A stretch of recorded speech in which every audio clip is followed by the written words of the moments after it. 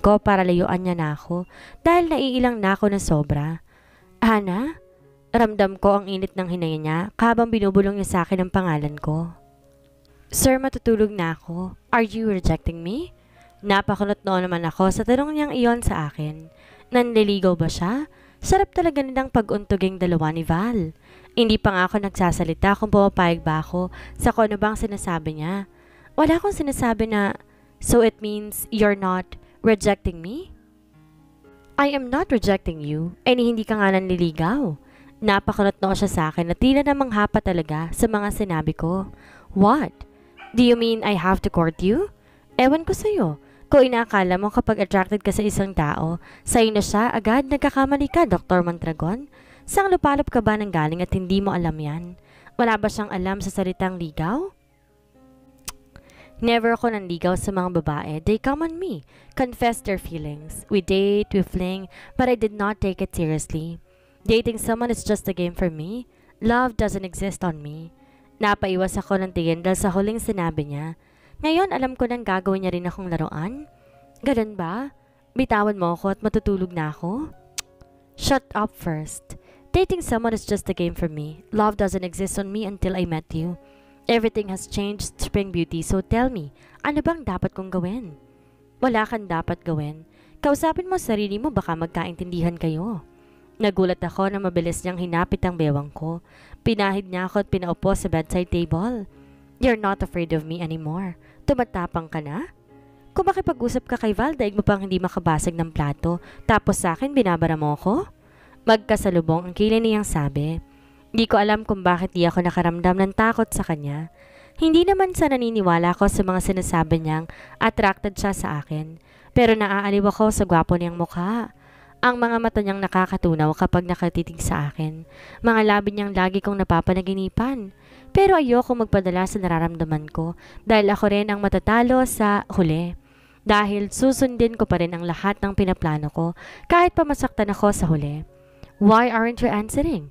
Iniisip mo siya? Ha, Sandoval? Galit na ang boses niya kaya't mas lalo kong idinikit ang sarili ko kaya't mas lalo lang siyang napatitig sa akin. Shut up, Mondragon. Just kiss me. Kahit ako'y nagulat dahil sa sinabi ko. Pero huli na para bawiin lahat ng iyon, dahil lang kanya na ang mga labi ko. Nakiagos ako sa halik niya at alam ko na sa sarili ko na gusto ko lahat ng haplos at mainit na halik niya sa akin. Kung saan man pupunta ang halikang ito, handa akong tanggapin, alang-alang sa plano kong makalabas dito. Alam ko, pagsisisihan ko ang lahat kapag sinuko ko ang pagkababae ko sa kanya, pero wala na akong magagawa pa. Binuhat niya ako papuntang kama nang hindi pinuputol ang halik. Para ako mababaliw sa mga haplos at yakap niya sa akin. Hindi ko na malayan wala na pala akong suot na damit at tanging bra at panty na lamang ang meron ako. Mabilis din siyang naghubad at tumagan sa akin. Naginit ang buong mukha ko nang maramdaman ang matigas na bagay na tumutusok sa bandang hita ko. Agad niyang inalis ang bra ko at napaigtad ako nang bumaba ang mga labi niya sa malulusog na dibdib ko. God, he is a good kisser. Napasabunot ako sa kanya, ngunit bigla na lang akong nakarinig ng pag-ring ng isang phone at sunod-sunod iyon. Muli niya akong pinaliguan ng halik, ngunit ring pa rin ito ng ring. Ang phone mo. Don't mind it. Tinuloy niya ang paghalik sa akin ngunit tinulak ko siya, kaya't napatingin siya na masama sa akin. Sagutin mo muna, baka importante. Damn this moron. Agad siyang umalis mula sa pagkakadagan sa akin at hinanap ang phone niya. Galit na singhal sa kabilang linya. Damn you, Mondragon. Stop cursing me. We need you right now. Pumunta ka din dito ngayon mismo sa Devil's Quarter. We have a problem. Spill it. Huwag niyo akong pagtitripan ngayon. Hey, it's me, Luciano. Listen to me. May umatake sa mansyon mo sa isla at bakit hindi ko alam kung nasan ka ba? What? What do you mean? Kahit ako'y nagulat sa narinig ko dahil naka-loudspeak yung call at kinabahan din ako. Marami ba talaga siyang kaaway? It's Edgar Estefan. Pumunta dyan sina Chris at William. Let's talk about it here. Bigla na lang nagdilim ang buong mukha niya kaya pati ako'y natakot. Mabilis siyang nagsuot ng damit at hinila ako. I have to go? Huwag kang lumabas ng bahay. Do you understand? Napatitig ako sa kanya at nakita ko ang kakaibang galit sa mga mata niya. Hana, I said, do you understand? Agad ako napatango sa kanya.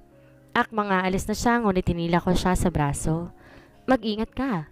Napatitig siya ulit sa akin at ginawaran ako ng mabilis na halik sa labi. Napakabog ng malakas ang dibdib ko dahil sa ginawa niya. Nang makalabas siya ng pinto, agad akong nagsuot ng damit. Di ko alam kung bakit kakaiba yung kabang nararamdaman ko ngayon. Agad ako nagtungo sa wall nang may marinig akong tinig sa sala. Damn it, Hendrix! Kanina ka pa namin tinatawagan. Here is the black envelope na iniwan ng hindi kilalang mga tao na umatake sa manson mo, sabi ni George. How do you know it's him? Because he is declaring a war between Mondragon and Estefan clan. Basahin mong laman yan. Gusto kong makita ko ng black envelope na pinag-uusapan nila.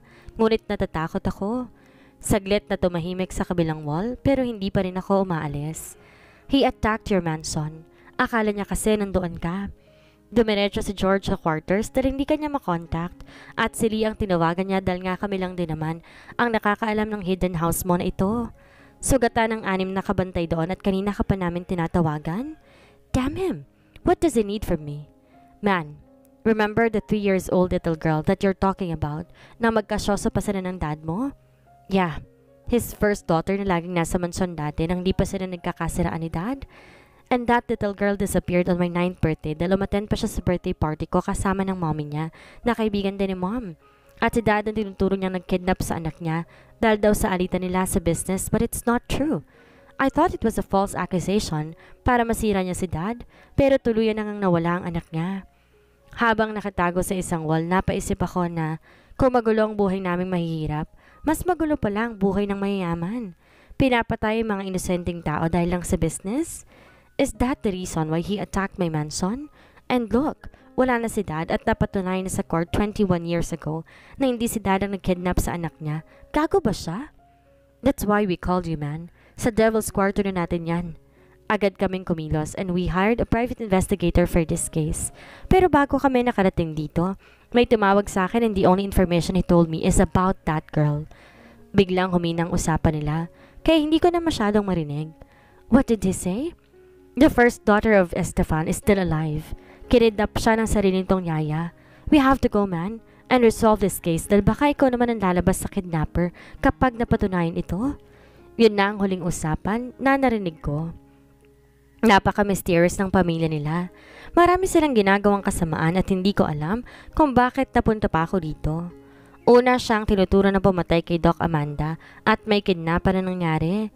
21 years na nakalipas, posible bang buhay pa iyon? Nanlaki ang mata ko sa naisip ko. Ang sabi kanina ng kaibigan niya, sila lang ang may alam sa hidden house na ito. Paano kung nandito rin pala ang anak ni Estefan? Paano kung nagkukunwari lang siyang hindi niya alam kung sa kanya naman talaga? Paano kung may secret room pala dito? Napalunok ako dahil sa kaba. Lahat naman ng room ay may kakaibang disenyo at baka may underground sa bahay niya na ito. Agad ako napapunta sa second floor. Kailangan kong hanapin ang memory card at makaalis sa mismong gabing ito. Gusto kong alamin kung totoo ba ang hinala ko na dito nakatago ang anak na sinasabi nilang Edgar Estefan. Ngunit wala na akong oras. Kailangan kong unahin ang sarili kong kapakanan. Kailangan kong unahin si Harris. Pumasok ako sa isang room kung saan ang vault na pinaglalagyan niya dati na memory card. Ginamit kong code na nakita ko dati sa isang painting. Nanginginig ang mga kamay ko na mabuksan ko ito. Nakita ko ang malit na box sa loob, pati na yung phone ko. Dinampot ko to at agad hinanap ang phone number ni Don Emmanuel. Agad ko tong sinara at lumabas ng kwarto. Di na ako nag-aksaya ng panahon at pumasok agad ako sa room ko upang iwan ang phone ko dahil may access siya sa system nito. At kapag ginamit ko to, paniguradong malalaman niya kaagad na tumakas ako. Agad kong hinanap ang scaffolding dahil yon ang gagamitin ko upang makatakas ako. Lumabas ako papuntang sala, tiningnan ko ilang guards ang nakabantay sa labas. 3 ang nakita kong tao sa labas, ibig sabihin, ang 3 ay nasa likod at naglalakad-lakad. Naglakad din ako patungong kitchen at napatitig ako sa isang pinto kung mayroong device na nakakonect doon kay Sir Hendrix. Napalingalinga ako dahil sa itaas noon may bakal na tulad sa main door, sa harapan na iilaw kapag bubuksan. Mabilis ako napatakbo pabalik na maalala, may hagdan pababa sa garden ng isang mini living room sa second floor. Nakasara ang sliding door at nang buksan ko ito'y wala akong may nakitang bagay na umilaw sa kahit sang parte nito. Napakabog ang dibdib ko na makitang di nakabukas ang ilaw sa garden. Bumaba ako ng hagdan at tila kinakabahan kahit may nagsisitakbuhang mga kabayo sa loob ng dibdib ko. Siguro kapag nakita ko ng guard, maghahanap na lang ako ng palusot, pero hindi ko maiwasang kabahan sa gagawin ko. Naistatwa ako na makita ang isa sa guard na nasa garden. Nakatingin siya sa phone niya. Maya-maya, tumalikod siya at naglakad paalis kaya mabilis ako naglakad papuntang pool. Nagtago ako sa isang halaman nang muli itong bumalik. Gumapang ako papunta sa isang puno at doon muling nagtago. Hindi ko bitbit ang scaffolding dahil mahahalata ako. Napatitig ako sa isa pang puno ng kahoy na malapit lamang sa pader at maaari ko tong akyatin upang maakit ko rin ang pader. Nang magkaroon ako ng pagkakataong akitin ito, di na ako nag-aksaya pa ng oras. Kahit nanginginig inakit ko ito at lumipat sa pader. Nakakapit ako sa pader dahil mataas pala ito at wala akong mailipatang puno o kahit anumang bagay na maaaring apakan. Napabitaw ako kahit alam kong nasasaktan ang paa ko at hindi nga ako nagkamali. Napatakip ako sa bibig ko dahil muntik na akong mapadaing dahil sa sakit. Pakiramdam ko, magkakapasa ako nito. Gusto kong maiyak dahil nakatama ang tuhod ko sa magaspang na mga batong nakapaligid sa pader. Parang binugbog ang katawan ko dahil sa nakatama ang tuhod ko. Pagkakalaglag ko mula doon sa itaas. Sobrang dilim pa ng dinaraanan ko at naiiyak ako dahil wala man lang akong nakitang highway o kahit sasakyan man lamang para at least malaman ko kung saan banda yung sementadong daan. Naglakad ako sa isang kakahuyan. At nakakatakot dahil baka may mababangis na hayop na nakatira dito. Malayo na rin ang nilakad ko at dapat kasi doon ako dumaan sa harap, hindi dito sa likod ng bahay. Totoo palang nakatago ang bahay niya dahil nang makalayo na ako'y nag-iisa lamang ito sa malayo. Agad na nanindig ang balahibo ko nang may marinig akong kaluskos. May kakaibang huni rin akong narinig at pakiramdam ko papalapit ito sa akin. Napatakbo ako nang wala sa oras dahil unti-unti ko nang nakikita ang dinaraanan ko dahil sa sinag ng buwan. Parang gusto kong tawagin ang pangalan ni Sir Hendrix kahit pa alam kong ikapapahama ko. Halos mapahagulhol ako ng iyak nang mapatigil ako ng takbo sa mismong gilid ng highway. Ngunit wala ako nakikitang sasakyan na dumaraan kahit man lang isa. Naglakad-lakad ako at mabilis akong napalingon nang marinig ang huni ng isang motorcycle. Natatakot akong pumara dahil baka masamang tao yon na mahingan ko pa ng tulong. Pakiramdam ko kasi nandito ako sa isang liblib na lugar. Ngunit alam kong hindi ito nalalayo sa city dahil nakarating nga si Val dito.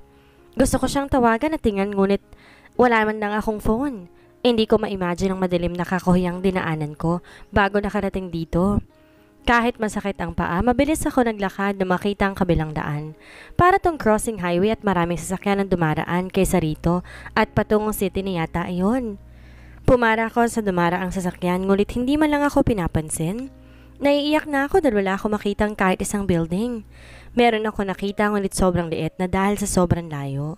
Naglalakad-lakad ulit ako at baka may madaanan na akong bahay o kahit store man lang. Halos maiyak ako nang sa hindi kalayuan, may nakita akong bahay. Para na akong pulubi dahil sa itsura ko. Dali-dali akong tumakbo kahit wala na akong lakas, ngunit napatigil ako na may nagkasalubong akong sasakyan at huminto ito sa mismong gilid ko. Hana? Gulat na tanong niya at naistatwa ako na makita ko si Val. My goodness, what happened? Where are you going? Napaiyak ako at napayakap sa kanya. Come here, get in. Pinagbuksan niya ako ng pinto at wala akong choice kundi pumasok sa loob ng kotse niya. Wala na rin akong choice kundi sabihin sa kanya ang katotohanan kung bakit nandun ako sa bahay ng pinsan niya. Shh! Saan ka galing? Bakit ganyan ang itsura mo? Tanong niya habang inaayos ang magulo kong buhok. Kitang-kita kong pag-aalala sa mukha niya. Nararamdaman ko ring humahapdi ang tuhod ko. Hindi ko alam kung may sugat ang dalawang tuhod ko dahil nakasuot ako ng loose pants at nakasuot din ako ng jacket. Val, pwede ba akong sumama? Wait a minute. Hello, kuya. Napakabog ang dibdib ko nang marinig ang sinabi niya habang may kausap siya sa phone. God, I saw her walking in the street. Yeah, don't worry. She's with me. Oh, right. Agad niyang binaba ang tawag at napatulala ako. Sigurado, si Sir Hendrix ang kausap niya. Agad kong binuksan ang pinto pero hinila niya agad ako. Hana, what are you doing? Can't you see? Delikado sa labas dahil gabi na. Let's go. Iyahatid na kita. Bitawan mo ako, Val, please. What's wrong? Tell me, bakit ka naglalakad sa gilid ng daan? Kuya told me na nakagasagutan daw kayo kaya umalis ka ng bahay niya? Sinungaling siya. Naiiyak ako dahil sa kaba. Val, kaya ako nandun sa... He's here. Natigilan ako na may tumigil na tatlong sasakyan sa tabi ng kotse ni Val. Nanlamig ang kamay ko dahil sa takot na makita ko siyang lumabas ng kotse niya. Don't be afraid. With him, he's not that bad. Masungit lang siya at strict but he won't hurt you. Dapat hindi ka kagad umalis dahil gabi na. Delikado, alam mo ba yun? I'm about to go there actually. Di niya lubusang nakilala ang pinsan niya. Nilak ko ang pinto na makita ko siyang papalapit na sa amin. Huwag mong bubuksan ang pinto, Val. Ilayo mo ko. Napasinghap ako nang buksan niya ang driver's seat at pinalabas si Val. May pinindot siya sa harapan at biglang bumukas ang pinto sa gilid ko. Umikot siya at hinila ko papalabas. Nagtama ang mga mata namin at tila nagbabago ito dahil sa galit. Try to ask for help dahil sa mismong gabing to, ipapatira kong kapatid mo. Mahinang bulong niya sa akin habang di pa nakarating si Val sa pwesto namin. Kuya, ano bang nangyari? You should not let her go outside because it's late and it's dangerous. I know. Malamig na sabi niya habang nakatitig sa akin. I am sorry about earlier pero hindi ko sinabing sinasanti kita at umalis ka ng bahay ko. Hindi ako nakapagsalita dahil sa takot na nararamdaman ko. Pakiramdam ko hindi siyang Hendrix na nakaharap ko kanina at nagsabing gusto niya ako. Thanks Val pero sa akin na siya sasabay. It's just a misunderstanding. Akala niya kasi sinasanti ko na siya, that's why I should hire more staffs para kahit umalis siya ay mamatitira pa sa bahay ko. Nakita ko napangiti si Val sa kanya at napatingin sa akin. Bakit ganun? Hindi man lang ba niya nakikita sa mukha ko ang takot at pangamba? Yeah, bawas-bawasan mo na rin siguro ang pagiging masungit mo, kuya. Para